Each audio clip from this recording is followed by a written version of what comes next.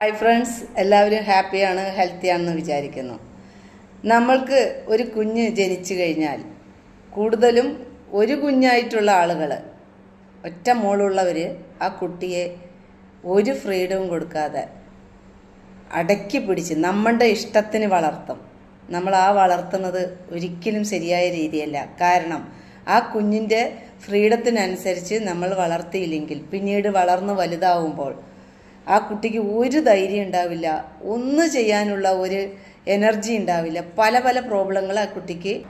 ഒരു കുഞ്ഞുള്ള പേരൻസാണ് കൂടുതലും ആ കുഞ്ഞ് സ്കൂളിൽ പോകുമ്പോൾ ഓട്ടോയിൽ അവരിനെ കൊണ്ടുപോയി വിടുകയും വിളിക്കാൻ പോവുകയും എവിടേക്കും അവരിനെ ഒരു ടൂറ് വിടില്ല, എവിടേക്കും ആ കുഞ്ഞിനെ വിടാതെ മുറക്കി പിടിച്ച് ആ കുഞ്ഞ് വലുതായി ഒന്നിനോടും ഒറ്റയ്ക്ക് ചെയ്യാനുള്ള കഴിവില്ലാതായി പോവുകയാണ്. കാരണം എനിക്കൊരു മോളായിരുന്നു, ഞാൻ അങ്ങനെ കുട്ടീനെ വളർത്തിയത് കൊണ്ട് ഞാനിതൊരു സൈക്കോ തെറാപ്പി പഠിച്ച് മനസ്സിലാക്കിയപ്പോഴാണ് എനിക്ക് ബോധ്യമായത്, നിങ്ങൾ ഒരിക്കലും അങ്ങനെ ആ കുഞ്ഞിനെ മുറുക്കി പിടിച്ച് വളർത്തരുത്. കാരണം പട്ടത്തിനെ പറക്കാൻ വിടുക.